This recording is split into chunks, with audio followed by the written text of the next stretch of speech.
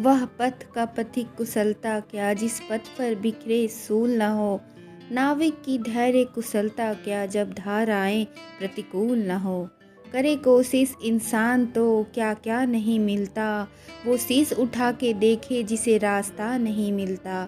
भले ही धूप हो कांटे हो राहों में, मगर चलना तो पड़ता है, क्योंकि किसी प्यासे को घर बैठे कभी दरिया नहीं मिलता है।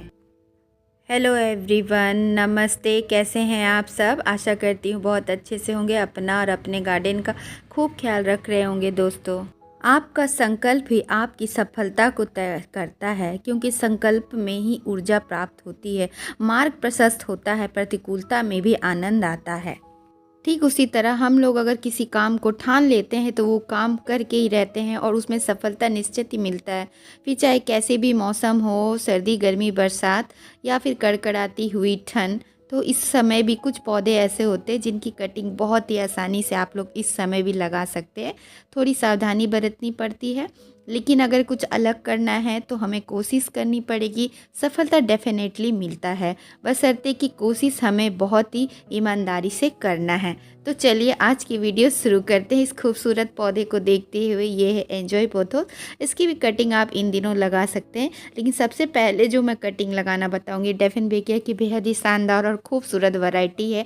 देख सकते हैं आप ये कितना प्यारा है। तो इसकी कटिंग भी इस मौसम आप बहुत ही आसानी से लगा सकते हो। ऐसे नहीं किसी बरसात में इसकी कटिंग लगेगी। कटिंग लगने की संभावना 99% हो, उसके लिए आपको अच्छी वेल्डेन पॉटिंग मीडिया तैयार करनी पड़ेगी, जिसमें आपको रिवर सैंड, धुली हुई कोकोपीट और गार्डन सॉइल का रेशियो लेना है। 1 चम्मच फंगीसाइड भी लेना है। 50-30 और 20 का रेशियो आप लोग रख सकते हो, जिससे बहुत ही अच्छी पॉटिंग मीडिया बनती है। तो इसको अच्छे से हमने मिक्स करनी है, यानी कि कोकोपीट हम लोगों को धोकर ही लेना है, क्योंकि उसमें एसिडिक कंपोजिशन रहता है जो कटिंग को ख़राब कर सकता है। तो अच्छे से मिक्स करना भी ज़रूरी है। और रिवर सैंड बहुत ही अच्छे वेल्डेन पॉटिंग मीडिया बनाएगी। तो इस तरह के डिस्पोजेबल में मैं कटिंग हमेशा लगाती हूँ, और चाकू से मैं छेद कर भी लेती हूँ। इसको ड्रेनेज होल होना काफ़ी ज़रूरी है, क्योंकि वो एक्स्ट्रा पानी नहीं रहना चाहिए कटिंग, नहीं तो ओवर वाटरिंग से ख़राब हो सकती है। और अच्छे से हमें पॉटिंग मीडिया को भर देना है। अच्छे से मैं भर दे रही हूँ, और भरने के बाद हमें इस तरह से थोड़ा सा हम लोग ऐसे करके थोड़ा इसको दबाएंगे ऐसा, और फिर पानी में हम लोग फंगीसाइड मिलाकर पहले हम लोग मिट्टी को गीली कर देंगे, जिससे कि कटिंग हम लोग लगाएंगे ना, उसके बाद हमें पानी देने की ज़रूरत नहीं होगी 1 दिन तक। और कटिंग फिर हमारा हिलेगा नहीं। फिर जब पानी मिट्टी सूख जाए उसके बाद ध्यान से हमें पानी देना है, जिससे कि कटिंग हिले नहीं। ये सावधानी हमें रखनी है। तो ये खूबसूरत डेफिनबेकिया की बहुत ही खूबसूरत वैरायटी है, और इसे मल्टीप्लाई करना बहुत ही ज़रूरी है, क्योंकि ये थोड़ा सा ओवर वाटरिंग ज़रा भी होने से गल जाता है। तो बेहतर यही होगा, आप नर्सरी से लाएंगे तो 3-4 कटिंग आप ज़रूर इसकी रेडी कर लीजिएगा। तो ये मेरा बरसात में ओवर वाटरिंग हो गया था, यानी बरसात का पानी से ये गलने लगा था। तो छटाई कर कर उसके मदर ब्रांच को तो मैंने इसी पॉट पे डाल दी थी, और जो सड़ा हुआ ब्रांच था उसको मैं उसी पॉट पे छोड़ दी थी। मुझे कहीं ना कहीं उम्मीद था कि उसमें एक प्लांट ज़रूर ग्रो हो जाएगा। तो देखिए सही में उसमें रूटिंग हो गई है। अब इसी ब्रांच के मैं एक टुकड़ा और कर लूँगी, और इसको मैं कटिंग लगाऊंगी। चूँकि ये मेरा बहुत दिन से पड़ा हुआ था, तो इसमें कोई मिल्की सैप नहीं निकला, लेकिन आप तुरंत कटिंग निकालोगे ना तो उसमें थोड़ा सा मिल्की सैप होगा। और बहुत किसी को इसकी कटिंग से रैसेस भी होने का खतरा रहता है, तो आप ग्लव्स पहनकर काम कर सकते हो। और जो भी गला सड़ा पार्ट है मैं उसको कैंची से छटाई कर कर हटा दूंगी, इसमें कोई भी फंगस ना लगे। और अब हमें इसको कितना प्यारा लग रहा है ना, नन्ही नन्ही पत्तियाँ। और ये जो बचा हुआ टुकड़ा है इसको मैं अच्छे से फंगीसाइड में कोट कर दूंगी, जिससे कि कोई भी फंगस ना लगे। आप सभी भी ऐसे करिएगा, कटिंग को फंगीसाइड में अच्छे से कोट कर दीजिएगा। बस कुछ नहीं, इसको मिट्टी में हल्का सा रख कर थोड़ा सा इसको हमें दबा देना है। और जो जिसमें रूटिंग हो चुकी थी उसको भी मैं इसी में डाल देती हूँ, जिससे कि इसकी जड़ें और अच्छे से बन जाए, क्योंकि बड़ा गमला में ये छोटी कटिंग ओवर वाटरिंग होकर ख़राब होने का डर रहेगा, और ये छोटे से डिस्पोजेबल में ये ख़राब भी नहीं होगा। और इस तरह से हमें मिट्टी में इसको दबाना है कि इसके जो न्यू ब्रांच यानी न्यू सूट निकल रहा है उसका क्राउन एरिया मिट्टी के नीचे ना जाए, वरना ये न्यू ग्रोथ गल जाएंगे। तो इस तरह से कटिंग लगी। नेक्स्ट प्लांट जो देख रहे हैं ये बहुत ही सुंदर कॉइन प्लांट है, इसे डॉलर प्लांट भी कहते हैं। बहुत ही खूबसूरत होता है, ये एक एक्वेटिक प्लांट भी इसे आप कह सकते हैं, यानी बिना ड्रेनेज होल वाले पॉट में भी आप इसे रख सकते हैं और मिट्टी में भी आप रख सकते हैं। इसे चिकनी मिट्टी में लगाइएगा क्योंकि इसे मॉइस्चर बहुत ज़्यादा पसंद है। बहुत ही हार्डी और बेशरम पौधों की लिस्ट में आता है। जितना ज़्यादा ये खूबसूरत है ना उतना ज़्यादा हार्डी है, लेकिन पानी इसकी नीड इसको बहुत ज़्यादा होती है। तो इसके लिए वेल ड्रेन्ड सॉइल की ज़रूरत नहीं होती है इसकी कटिंग को लगाने में या इसके पौधे को लगाने में। बहुत ही सुंदर से राउंड राउंड, जिस तरह से लोटस का ट्यूबर घूमता है ना, ठीक उसी तरह इसकी एक देखिए इस तरह से एक ब्रांच को खींच लेना है साइडों से, क्योंकि बीच से तो इसको निकालना असंभव हो जाता है, इतना ज़्यादा ये घूम जाता है ना। देखिए इस तरह से हर नोड पर, हर गांठे में इसकी जड़ें बनी हुई होती हैं। कहीं से भी आपको इसकी छोटी सी एक गांठ भी मिल जाएगी ना, मतलब एक नोड भी, तो बस इसका जंगल आप अपने गार्डन में तैयार कर सकते हैं। बस इसी तरह से आपने इसकी ब्रांचेस को लेना है। और कई बार तो इसके ब्रांचेस पॉट से भी बाहर आकर झूलने लगता है, और मैं इस वीडियो पे तो आपके साथ शेयर नहीं कर पाई, किसी और वीडियो में ज़रूर शेयर करूँगी किस तरह से हवा में ये पॉट से बाहर आकर इसके ब्रांचेस लटकने लगते हैं। तो इस तरह से मैंने 2-3 ब्रांचेस निकाल ली है। बस आपको इस तरह से ऐसे इसको थोड़ा सैलो और चौड़े कंटेनर में ग्रो करना ज़्यादा अच्छा होता है, क्योंकि मैं इसी पे आपको दिखा रही हूँ। बस ऐसे आपको रखना है और हल्की सी मिट्टी की एक लेयर एक गांठ पे भी आप चढ़ा देंगे ना, एक रूट में भी एक जगह, तो बस ये पकड़ लेगा धीरे धीरे। बस इसको इसी तरह से कटिंग ग्रो करा जाता है, या फिर आप इसको डायरेक्ट पानी में भी रख सकते हैं।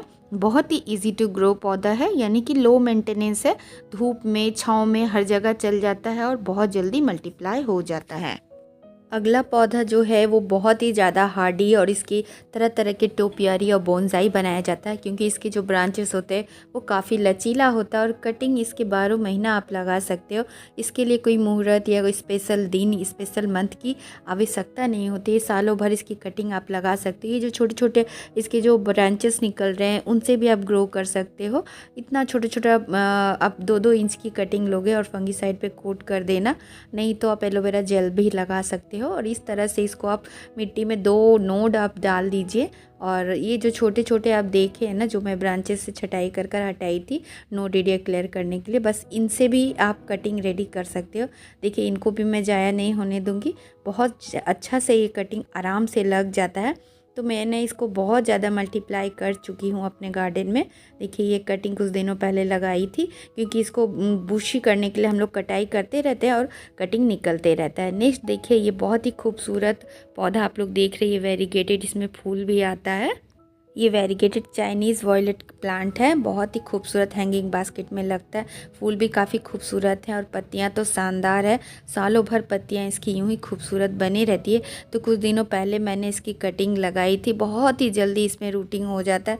देखिए कितना कम मिट्टी में मैंने इसकी कटिंग को बस यूं ही खोस दिया था। एक नोड की एक ब्रांच टूट गई थी तो मैं फेंकी नहीं और उसी में लगा दिया था। देखिए कितना अच्छे से ग्रोथ हो गया है। तो चलिए इसकी कटिंग को मैं लगाना बता देती हूँ। क्योंकि इसमें एरियल रूट निकल जाता है, जहाँ भी वो चिपकता है वहीं से इसकी एरियल रूट यानी हवाई जड़ें बन जाती है, तो इसको लगाना और भी ज़्यादा इजी हो जाता है। टिप की आप कोई भी ब्रांचेस जो एक्स्ट्रा इधर उधर फेंक रही है, शेप में लाने के लिए आप छटाई करते हो, तो बस वैसे ही इसकी जो अनइवन ब्रांच है बस उसको हमें ले लेना है। छोटी छोटी आप कई सारे कटिंग रेडी कर लोगे और नोड एरिया से पत्तियों को खाली कर लोगे, क्योंकि पत्तियाँ जहाँ रहती है वही नोड एरिया और वहीं से जड़ें बनती हैं। आप चाहे तो 60 डिग्री एंगल पे काटो, जैसे भी आड़े तिरछे काटो, बस इसकी कटिंग लगनी ही लगनी है। 100% एक कटिंग भी आपका फेल नहीं होगा। यही से देखिए ये नोड एरिया है जहाँ पत्तियाँ लगी रहती हैं और इसमें तो ऑलरेडी एरियल रूट है, तो इसको भी आप आराम से लगा सकते हो। और बस इस तरह से देखिए मैं फंगीसाइड ज़रूर दे रही हूँ, क्योंकि बहुत ज़्यादा रात में ओस शीत पाला गिरता है तो फंगस लगने का खतरा रहता है। तो इस टाइम पे आप फंगीसाइड ज़रूर कोट कर दिया करिएगा कटिंगों में। तो इस तरह से देखिए बस सब जगह ये अच्छे से लग गया फंगीसाइड नहीं हो तो आप हल्दी भी लगा सकते हो। बस मैं ये इसकी ब्रांच सॉफ्ट होता है तो इसीलिए पहले कैंची से मैं इसमें जगह बना ले रही हूँ, या किसी टूल से आप जगह बना लीजिए जिससे कि इसका ब्रांच टूटे नहीं। बस इस तरह से इसको मिट्टी में प्रेस करते हुए दबा देना है। एरियल रूट वाला आराम से लग जाता है। और देखिए 2 जगह और छेद बना रही हूँ जिससे कि 2 कटिंग और मैं लगा सकूँ, क्योंकि बहुत ही जल्दी ये मल्टीप्लाई भी होता है और कटिंग लगाने से उनमें जड़ें भी बहुत ही अच्छी बनती है। अपडेट तो मैंने आपको दिखाई दी थी, तो कोई बच्चा भी इसका कटिंग लगा लेगा, बस नोड एरिया होना चाहिए। नेक्स्ट खूबसूरत पौधा जो आप लोग देख रही है कोलियस का। कोलियस की कई वैरायटी होती है, मेरे गार्डन में भी कई सारी वैरायटी है और ये बहुत ही कलर ऐड करता है। सेमी शेड में बहुत ही आसानी से चलने वाला पौधा है। इन दिनों आप इसकी भी कटिंग कर कराटी ठंड में भी बड़े ही आराम से लग जाते हैं। बहुत सुंदर सुंदर वैरायटी होती है कोलियस की। बस इसको आपको 2 इंच की कटिंग लेनी है और नीचे की पत्तियों को आप रिमूव कर दीजिए, जिससे कि कोई फंगस लगने का डर नहीं हो। और नोड एरिया को खाली कर दीजिए, क्योंकि जहाँ पत्तियाँ होती है वही नोड एरिया होता है। और फंगीसाइड को आप इसको कोट कर लीजिए, और फंगीसाइड नहीं हो तो कोई बात नहीं, ऐसे भी ये कटिंग लग जाती है। और इसकी ब्रांच थोड़ी सॉफ्ट होती है, तो आप किसी टूल से इसमें होल बनाकर छेद बनाने के बाद ही कटिंग को उसके मिट्टी के नीचे 2 नोट दे दीजिएगा। और जो पत्तियाँ मिट्टी में चिपक रही हैं उनको आप हटा दीजिएगा और अच्छे से दबा दीजिएगा, जिससे कटिंग बाद में हिलनी नहीं चाहिए। अगर कटिंग हिल जाती है तो फिर उनमें जड़ें बनने में तकलीफ़ होता है। तो इस तरह से बहुत ही सुंदर सुंदर कोलियस लगाइए। अपडेट दिखाती हूँ, और ये मेरे बहुत सारी वैरायटी है। सबको मैंने एक सीडलिंग ट्रे में लगा दी है, कोकोपीट और जो सॉइल मिक्सचर उसी सॉइल मिक्सचर में। और देखिए आप नन्हे नन्हे, करीब 7 दिन भी ढंग से नहीं हुआ है और नन्हे नन्हे जड़ें आप लोगों को दिख रही होगी, सभी में बन गए हैं। बहुत ही आसानी से सभी में जड़ें बन गई हैं। अब शुरुआत हो चुका है बहुत तेज़ी से। फिर ये कोकोपीट मिला हुआ इस सॉइल मीडिया में, तो बहुत ही जल्दी इसमें ग्रोथ होती है। कटिंग्स की जड़ें बहुत ही जल्दी फैलती है। तो ये बहुत सुंदर सुंदर वैरायटी। नेक्स्ट आप जो देख रहे हैं ये सीडम ग्रास, बहुत ही खूबसूरत सक्लेंट का पौधा है। हैंगिंग बास्केट में बहुत ही अच्छे से लगता है, बहुत ज़्यादा खूबसूरत है। विंटर में इसमें येलो कलर के टनी टनी से फ्लावर्स आते हैं, और जिस तरह से ये दिखता है ना, लगता है कि मॉस रोज या पोर्चुलाका का प्लांट यानी 10 o'clock का। और उसी तरह ये सेम हार्डी है सीडम, लेकिन ये सीडम ग्रास है और ये पोर्चुलाका इसे आप मत समझिएगा। और इस तरह से सीडम ग्रास जहाँ भी गिरेगा ना दोस्तों, वहीं पर ये अपनी जड़ें जमा लेता है। इतना इजी टू ग्रो प्लांट है। और कई सारे आप इसकी पौधे रेडी कर कई सारे बास्केट या ग्राउंड कवर के रूप में इसे आप लगा सकते हैं। अगर आपका ग्राउंड गार्डन है तो उसे एज अ ग्राउंड कवर के रूप में भी लगा सकते हैं। ट्रे गार्डन भी इसका सजा सकते हैं, और हैंगिंग बास्केट में तो ये काफ़ी अच्छा लगता ही है।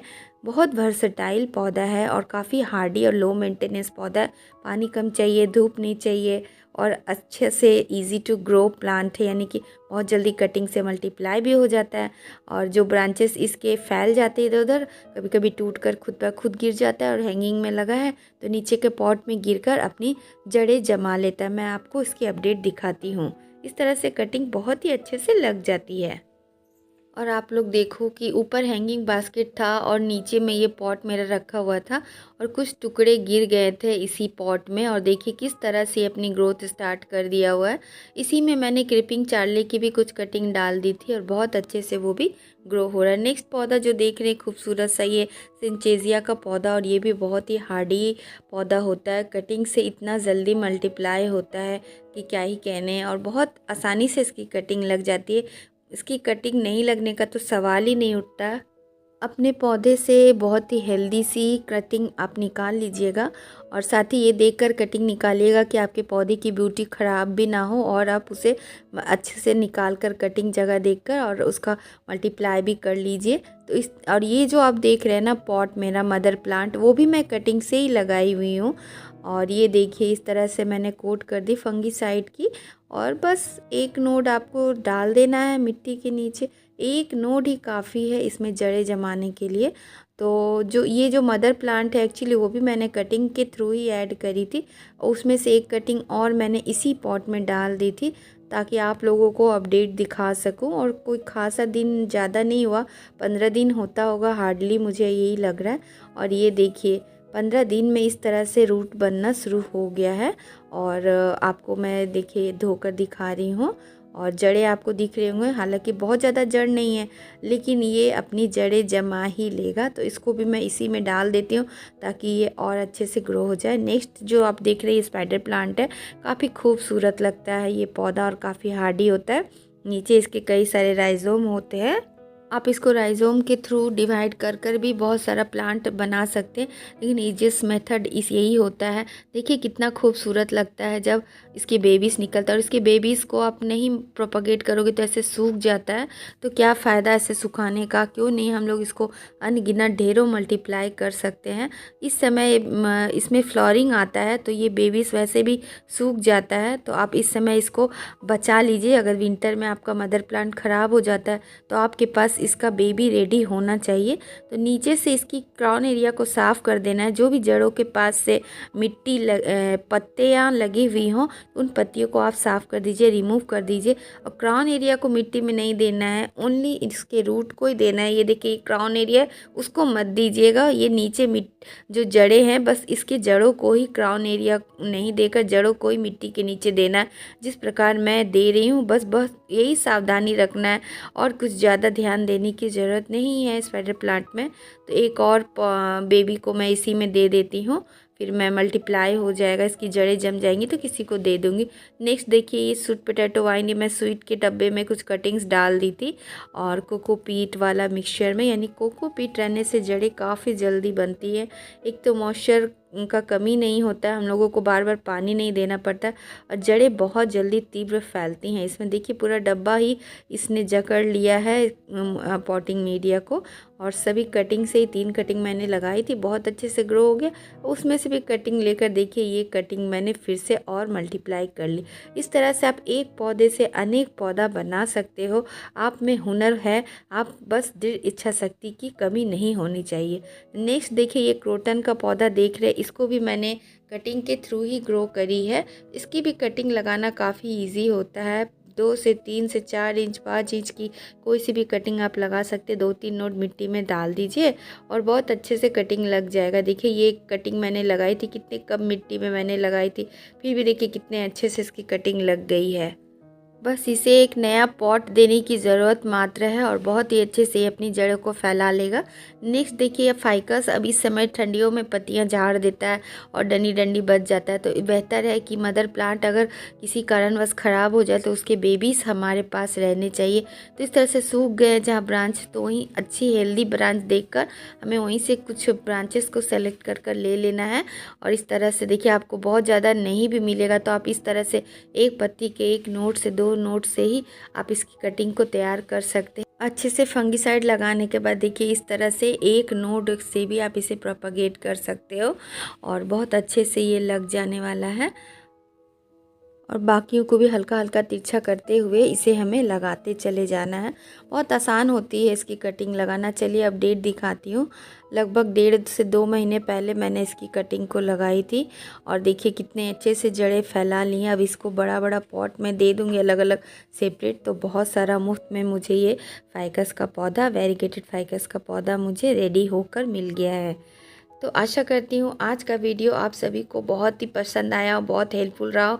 वीडियो ज़रा सा भी अच्छा लगे आप लोगों को तो एक लाइक करिएगा। चैनल से जुड़ने के लिए चैनल को सब्सक्राइब करें, बेल बटन आइकन नीचे दिया हुआ से ऑल पर प्रेस करें ताकि आने वाले वीडियो की नोटिफिकेशन आप सभी को मिल सके। साथ ही एक प्यारा सा कमेंट दीजिएगा मुझे मोटिवेट करने के लिए, ताकि मैं आप लोगों के लिए और भी अच्छी अच्छी वीडियो ला सकूँ। तो इसी के साथ आप लोगों से विदा लेती हूँ। बाय दोस्तों, टेक केयर, हैप्पी गार्डनिंग।